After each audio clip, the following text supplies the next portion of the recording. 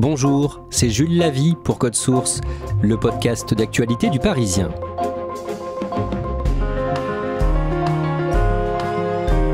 En juin, on a reparlé dans l'actualité de l'affaire Grégory, l'un des cold cases les plus emblématiques des dernières décennies en France. Grégory Villemain, 4 ans, a été retrouvé mort dans une rivière des Vosges, pieds et poings liés. C'était le 16 octobre 1984. L'enquête a donné lieu à un fiasco judiciaire et médiatique. Le 18 juin, la chambre de l'instruction de la cour d'appel de Dijon a estimé qu'il fallait envisager la mise en examen d'une grand-tante de Grégory, Jacqueline Jacob, 80 ans, mise en examen potentiel pour association de malfaiteurs criminels. Dans Code Source, aujourd'hui, on explique ce que ça signifie et quel est le soupçon qui pèse aujourd'hui sur cette femme, Jacqueline Jacob, qui clame son innocence. On fait le point avec Timothée Boutry du service police-justice du Parisien. Timothée Boutry, le 15 octobre 2024, à l'occasion des 80 ans du Parisien, vous avez écrit un article sur les 40 ans de l'affaire Grégory. Vous expliquez que cette affaire a été à la fois un fiasco judiciaire et médiatique. Qu'est-ce qu'on peut reprocher à une grande partie des journalistes, des reporters, dans les débuts de l'enquête ? Quand ce fait divers se produit, ça va attirer l'attention des médias. Les habitants du village de l'Épanche-sur-Vologne dans les Vosges ont l'impression de vivre un véritable cauchemar. Il y a un monstre en liberté. Tout a basculé dans l'horreur en cette soirée du 16 octobre. Un enfant est mort, il s'appelait Grégory. Grégory a été enlevé devant chez lui alors qu'il jouait sur ce tas de gravier. Les enquêteurs ont semble-t-il tenté de reconstituer avec exactitude le minutage du drame de mardi dernier. Ça va partir totalement en vrille, si je puis dire, parce que les journalistes vont parasiter et l'enquête et la vie de toute cette famille. Ils vont être extrêmement intrusifs. Il va y avoir des fautes gravissimes qui vont être commises par les journalistes aussi, qui vont mettre en scène l'information et aussi vouloir influencer le cours de la justice. On sait qu'il y avait un couple de journalistes qui alimentaient plusieurs radios et plusieurs organes de presse écrite sous différents noms. Et à un moment donné, ils vont partir sur l'idée que la coupable, c'est la mère. Et ils vont intoxiquer le juge d'instruction. Le journaliste est allé totalement au-delà de son rôle, qui est celui de rendre compte, mettre en perspective, trouver des témoignages. Mais il est évidemment pas celui d'influencer le cours de la justice. Vous, Timothée Boutry, vous avez commencé à travailler sur cette affaire à partir de 2017. J'imagine que du coup, on est particulièrement vigilant, prudent quand on s'attaque à ce dossier ? C'est un peu la kryptonite du journaliste, l'affaire Grégory. Il y a eu tellement d'excès, tellement d'erreurs qui ont été commises. On n'a pas envie de rajouter un chapitre à cette mauvaise histoire. On se dit, oula, attention. Et quand on est sur place, évidemment, on a envie de faire très attention. On a envie de ne pas commettre les mêmes erreurs que nos prédécesseurs. Et en même temps, il faut rendre compte de ce qui se passe. Il y a beaucoup de journalistes qui sont sur place. C'est une actualité évidemment très importante. Donc on fait attention, on marche sur des œufs et on essaie d'être le plus prudent possible tout en produisant de l'information, évidemment.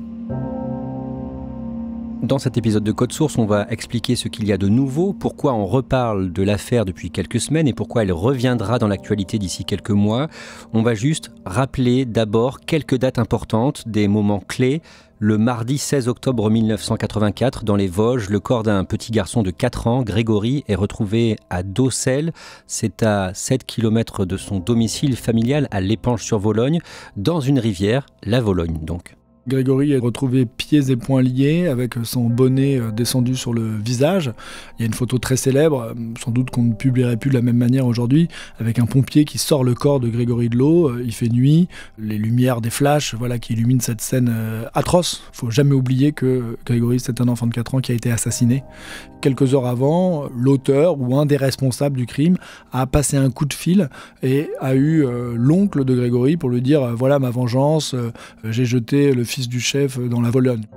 Ce meurtre a été revendiqué et le lendemain, les parents de Grégory vont aussi recevoir un courrier de revendication qui a été posté la veille, donc à peu près au moment où Grégory a été enlevé. C'est la piste familiale qui est privilégiée dès le début de l'enquête parce qu'il y a des jalousies dans la famille et un corbeau, donc une personne anonyme qui passe des appels téléphoniques malveillants. Un, voire plusieurs corbeaux. C'est beaucoup d'appels téléphoniques, vous l'avez dit, depuis plusieurs années, qui visent notamment les grands-parents de Grégory, les parents de Jean-Marie, le père de Grégory. Le ou les corbeaux savent beaucoup de choses sur la vie de famille, sur les secrets. C'est un corbeau qui est évidemment très malsain.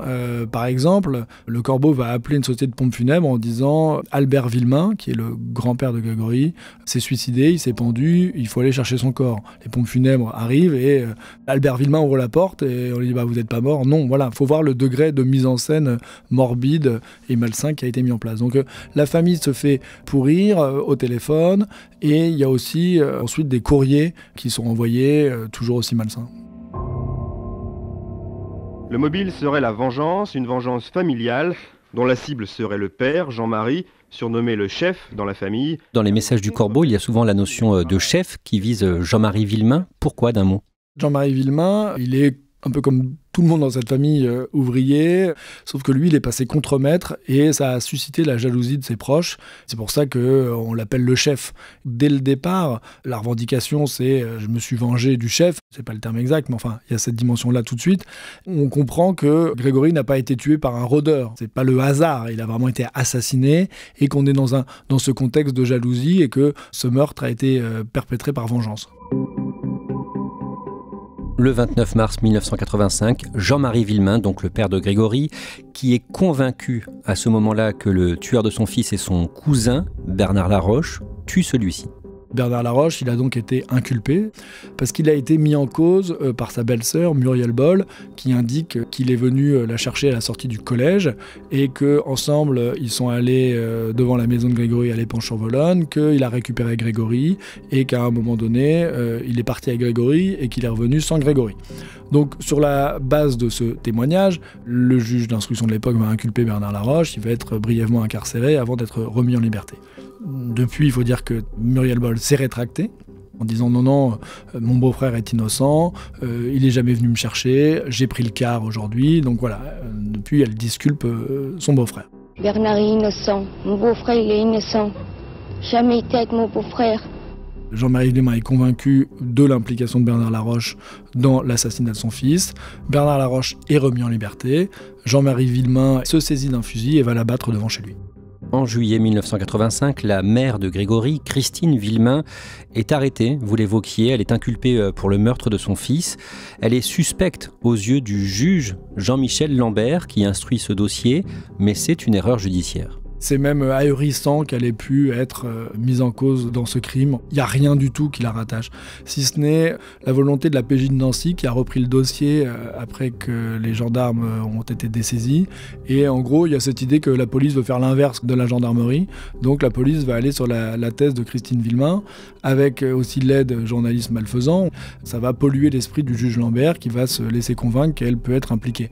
Elle va bénéficier d'un non-lieu en 1993, un arrêt de non-lieu extrêmement développé, un document qui fait encore référence aujourd'hui dans cette affaire puisqu'elle va lister toutes les investigations et toutes les implications potentielles des uns et des autres dans cette affaire, sans aboutir à un renvoi de quiconque devant une juridiction, mais en tout cas, ça va blanchir totalement Christine Villemain puisque les juges vont déclarer qu'elle est innocente et qu'il y a une absence totale de charge.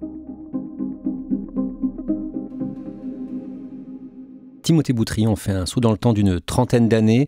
En juillet 2017, le juge Lambert, dont la défaillance dans cette enquête est devenue publique, se suicide. Il y a eu plusieurs rebondissements dans l'enquête. Il y en a eu un mois plus tôt, avec de nouvelles gardes à vue et des mises en examen. Donc c'est vraiment la réouverture du dossier. Et les journalistes vont alors exhumer les carnets du juge Simon. Alors le juge Simon, c'est un magistrat de la cour d'appel de Dijon qui, à un moment donné, a été chargé de reprendre toutes les investigations après le juge Lambert.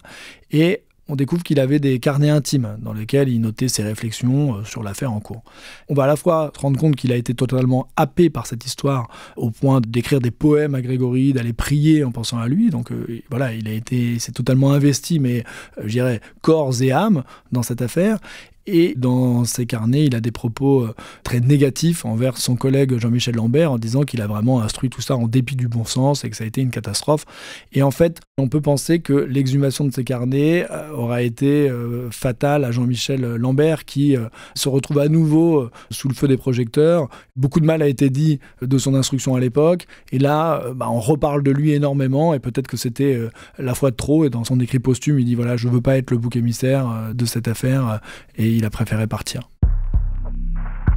Timothée Boutry, aujourd'hui dans l'actualité, on parle de Jacqueline Jacob, elle a 80 ans. D'abord, qui est-elle et quel est son lien précisément avec Grégory ?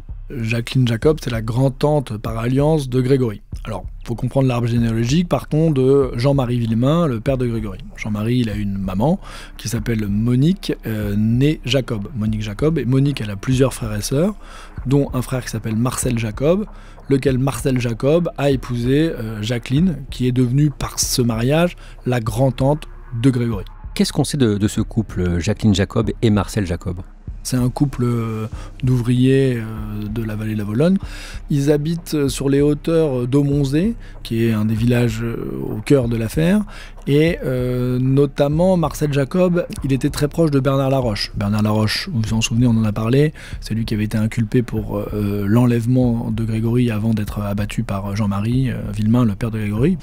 La mère de Bernard Laroche est morte en couche, donc il a été élevé par sa grand-mère, et donc aux côtés de Marcel Jacob, qui avait 10 ans de plus que lui, mais qui était un peu comme son grand frère. Et on sait s'ils sont proches des parents de Grégory, Jean-Marie et Christine Villemain ? Alors on sait surtout qu'ils ont eu des problèmes avec les grands-parents de Grégory, il y a eu des disputes, il y a aussi eu des disputes avec Jean-Marie Villemain, où il a été traité de chef, ce terme qui revient à ce moment-là. C'était un peu le clan des jaloux, si je puis dire, des jaloux de la réussite de Jean-Marie Villemain. Après 48 heures de garde à vue, Jacqueline Jacob, la grand-tante de Grégory Villemain, et son mari Marcel Jacob ont été placés en détention provisoire. En juin 2017, Jacqueline et Marcel Jacob sont soupçonnés d'être liés au crime. Quel est le soupçon qui pèse sur eux ? Jusque-là, on imaginait que le kidnappeur était l'assassin. Il y avait de lourds soupçons qui pesaient sur Bernard Laroche, qui est mort innocent, qui n'a jamais été jugé. Il n'en demeure pas moins que, dans les cercles de l'enquête, l'hypothèse privilégiée est toujours celle selon laquelle il aurait enlevé Grégory. À partir de 2017, la justice évoque un scénario un peu différent, selon lequel la personne qui a enlevé Grégory l'aurait ensuite remis à d'autres personnes qui, eux, l'auraient ensuite tué et jeté dans la Vologne. Aux yeux de l'accusation de l'époque, ces personnes-là, ça pourrait être Jacqueline et Marcel Jacob. Et donc, à ce moment-là, ils sont mis en examen pour enlèvement et séquestration suivi de mort. D'emblée, ils contestent toute implication dans ce crime. Et en 2018, leur mise en examen est levée. Pourquoi ? Alors elle est levée pour des raisons de forme, c'est que leur mise en examen a été prononcée par la présidente de la chambre de l'instruction qui mène l'enquête. Or, il aurait fallu que cette décision soit collégiale, c'est-à-dire qu'elle soit prise par l'ensemble des magistrats qui composent la chambre de l'instruction. C'est un vice de forme et donc les mises en examen sont levées. Alors, on aurait pu rectifier cette erreur en se disant on va les remettre en examen de manière collective, mais la justice a décidé de prendre le temps de poursuivre les investigations pour envisager de nouvelles poursuites. Mais à ce stade, les mises en examen sont toujours levées. En 2021, une nouvelle technique est utilisée pour tenter d'établir un lien entre Jacqueline Jacob et les lettres ou les appels du corbeau. Ça s'appelle une expertise en stylométrie. De quoi il s'agit ? C'est une technique assez nouvelle qui vise à étudier un texte, sa composition, mais aussi sa syntaxe. Alors, on n'est pas sur l'expertise graphologique, c'est pas la calligraphie, c'est plutôt le corps du texte, la manière dont la personne qui écrit s'exprime. Quelles sont les conclusions de cette analyse en stylométrie ? Dans le dossier, il y a plusieurs lettres du corbeau, directement liées au crime de Grégory, dont la lettre postée au moment de l'enlèvement, qui va arriver le lendemain au domicile des parents de Grégory. Et selon les experts, Jacqueline Jacob a de fortes probabilités d'être l'autrice de ces courriers. Sachant qu'une précédente expertise en écriture, la plus graphologique, avait attribué une partie des lettres à Jacqueline Jacob, mais pas d'autres. Là, l'expertise en stylométrie est plus incriminante pour Jacqueline Jacob, sachant qu'il y a une expertise complémentaire sur le message audio qui a été passé par le ou les auteurs du crime à l'oncle de Grégory au moment où il était enlevé. Et là encore, selon les experts, la stylométrie permet d'imputer ce texte à Jacqueline Jacob, en considérant que les formules employées correspondent. On est sur une technique inédite, nouvelle et controversée. C'est un élément parmi d'autres du dossier. Que disent les avocats de Jacqueline Jacob ? Les avocats disent que cette technique ne vaut rien, elle ne repose sur aucune base scientifique, qu'on est reparti dans un nouveau délire de l'affaire Grégory et que cette recherche de responsabilité amène la justice à commettre de nouvelles erreurs et que la justice n'a pas appris de tous ces errements et qu'on est en train encore de partir sur des éléments totalement délirants pour mettre en cause quelqu'un. Cette année, le 18 juin, la Chambre de l'instruction estime qu'il faut envisager une mise en examen de Jacqueline Jacob.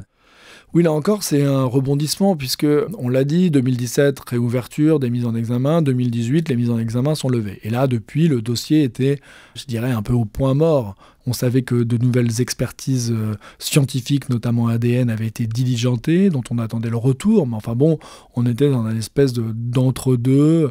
Et là, donc, la décision de la Chambre de l'instruction, un nouveau coup de tonnerre, si je puis dire, puisque les magistrats envisagent une mise en examen de Jacqueline Jacob, seule, plus de Marcel, parce que Marcel, il n'en est plus question à ce stade, en estimant qu'il y a suffisamment d'éléments pour envisager à nouveau son implication dans le crime. Timothée Boutry, le parquet général de Dijon, donc l'accusation, n'était pas du même avis. Rappelez-nous d'abord le rôle de chacune de ces instances, le parquet et la chambre de l'instruction. La particularité, c'est que l'enquête se mène au niveau de la cour d'appel de Dijon. Ça a été délocalisé. Au départ, on était à Épinal, mais aujourd'hui, on est au niveau du ressort de la cour d'appel de Dijon. La chambre de l'instruction, c'est comme un juge d'instruction, en fait, sauf que c'est une instance collégiale au niveau de la cour d'appel. Et ceux qui vont enquêter à charge et à décharge, qui vont être en lien avec les enquêteurs de la section de recherche de la gendarmerie de Dijon pour orienter les axes d'enquête. Ça, ce sont les juges qui décident, si je puis dire, in fine, si un tel ou un tel doit être renvoyé devant une juridiction de jugement pour être jugé. Dans le cadre de la justice pénale, il y a des parties au procès, si je puis dire, et une autre partie, c'est l'accusation, le ministère public, nous, la société, et c'est le parquet, mais là, comme on est au niveau de la cour d'appel, c'est ce qu'on appelle le parquet général. Le procureur général, lui, qui a été évidemment invité à s'exprimer sur une éventuelle relance ou non des investigations, comme la procédure le veut, le parquet, lui, estime que les éléments, certes, orientent potentiellement vers Jacqueline Jacob, mais lui, le procureur, dit c'est pas suffisant pour envisager une mise en examen. Et donc là, il y a divergence de point de vue, mais ce sont les magistrats de la chambre de l'instruction qui ont la main, si je puis dire, et eux envisagent potentiellement une nouvelle mise en cause de Jacqueline Jacob. Et donc, qui va trancher ? C'est la chambre de l'instruction qui va trancher, puisque cet arrêt ordonne une audition de Jacqueline Jacob, et avec, à l'issue, potentiellement une nouvelle mise en examen de Jacqueline Jacob. C'est à l'occasion de cet arrêt de la Chambre de l'instruction sur une future audition de Jacqueline Jacob que l'on a su que sa mise en examen était de nouveau envisagée, mise en examen pour association de malfaiteurs.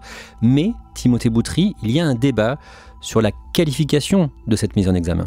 Oui, parce que rappelez-vous, en 2017, quand l'affaire éclate à nouveau, Jacqueline Jacob est mise en examen pour enlèvement et séquestration suivie de mort. C'est-à-dire qu'à l'époque, on considère qu'elle a eu un rôle direct dans l'assassinat de Grégory. C'est une qualification criminelle. Là, dans l'arrêt, il est question d'une autre qualification qui est celle d'association de malfaiteurs criminels. Or, jusqu'à très récemment, l'association de malfaiteurs, c'est une infraction délictuelle, c'est-à-dire un délit. Ce sont des faits qui sont passibles au maximum de 10 ans de prison. Sachant que en 1984, l'association de malfaiteurs était un délit. Et donc, on voit mal à ce stade comment Jacqueline Jacob pourrait être mise en examen pour une infraction qui, à l'époque des faits, n'existait pas. L'association de malfaiteurs existait, mais c'était un délit. Vous l'avez dit, c'est la chambre de l'instruction de la cour d'appel de Dijon qui va trancher. On connaîtra quand sa décision ? Dans son communiqué, le procureur général dit dans quelques mois, pas avant la rentrée, c'est certain. Alors, pourquoi ce délai ? J'avoue que je n'en sais rien, pour être très honnête avec vous. Sachant qu'il y a toujours des investigations qui sont en cours, notamment sur des expertises ADN. Est-ce que La justice se dit peut-être que d'ici là, de nouveaux éléments seront rentrés, je ne sais pas. Aussi peut-être qu'il faut préparer cette audition, que ça nécessite un travail en amont et que la Chambre de l'instruction prend le temps de bien préparer cet événement. On peut parler d'événement puisque une convocation de Jacqueline Jacob dans ce dossier, c'est quelque chose d'important, à plus forte raison si à l'issue, elle est mise en examen. Timothée Boutry, on revient au début de cet épisode de Code Source dans votre papier d'octobre 2024, 40 ans après la mort de Grégory. Vous racontiez que ses parents ont trouvé la force de continuer à vivre, sans oublier Grégory bien sûr, mais ils ont eu d'autres enfants. Oui, c'est assez exceptionnel parce que Christine et Jean-Marie Villemain sont toujours ensemble. Et déjà en soi, c'est pas évident. Combien de couples explosent après un drame, un accident de la vie. C'est des parents qui étaient très jeunes à l'époque, qui ont perdu un enfant, et il n'y a rien de pire, et qui l'ont perdu dans des circonstances effroyables, puisque c'est un assassinat et c'est une vengeance. Et qu'est-ce qu'on peut faire de pire à quelqu'un que d'assassiner son enfant ? Donc déjà, il faut s'en remettre. Il faut que le couple survive. Le couple a été éprouvé puisque Jean-Marie Villemain a commis l'irréparable en abattant Bernard Laroche. Donc il a été emprisonné et condamné. Christine Villemain, elle a été mise en cause de manière totalement scandaleuse, mais quand même, il y a eu quantité d'articles sur la mère malfaisante. Elle a passé un petit peu de temps en prison, très peu de temps, mais quand même. Imaginez les épreuves qu'ils ont subies. Eh bien, ils sont toujours ensemble aujourd'hui. Ils ont eu 3 enfants qui sont grands aujourd'hui, qui ont fait des études brillantes, qui réussissent dans la vie. Et c'est vraiment une leçon, je dirais, de résilience, une force. Et ils sont encore aujourd'hui en attente de la vérité, dans l'espoir qu'un jour, on puisse connaître le ou les responsables de ce crime et que ces auteurs, s'ils sont toujours en vie, soient traduits devant la justice. Ils sont très au courant de ce qui se passe. Jean-Marie Villemain, notamment, connaît le dossier sur le bout des doigts, il collecte des informations. Ils sont toujours très très impliqués et ils n'ont jamais perdu cet espoir. En octobre 2024, Jean-Marie Villemain a rédigé la préface d'une bande dessinée consacrée à l'affaire. Il a évoqué l'anéantissement total qu'a représenté la mort de Grégory et il a eu des mots très beaux au sujet de son fils disparu. C'est un petit événement parce que les parents de Grégory se sont astreints à une diète médiatique, eux qui ont tant souffert des médias. Les dernières apparitions, c'est La Marche du siècle et une interview à la Croix. Ça fait des années qu'ils ne s'expriment pas, ou uniquement par l'intermédiaire de leurs avocats, qui sans cesse disent voilà, ils cherchent la vérité, ils se réjouissent de cette avancée, mais ils restent très en retrait. Et donc là, la préface de cette BD, vous l'avez dit, et Jean-Marie qui s'exprime ainsi et qui rend hommage à son petit homme Grégory, je cite, qui nous donne la force de vivre sans lui, de vivre en dehors de la haine, sans rancœur, de vivre heureux et de vivre pour sa mémoire. Ce sont des mots évidemment extrêmement touchants de la part de quelqu'un qui a subi ce qu'il a subi.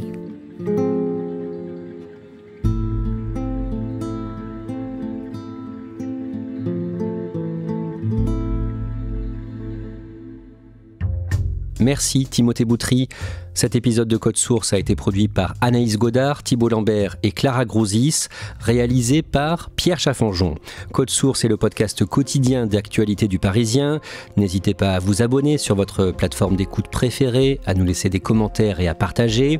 On vous invite également à écouter notre podcast hebdomadaire consacré aux affaires criminelles, Crime Story, présenté par Claudia Prolongeau, avec Damien Delsoni, le chef du service police-justice du Parisien.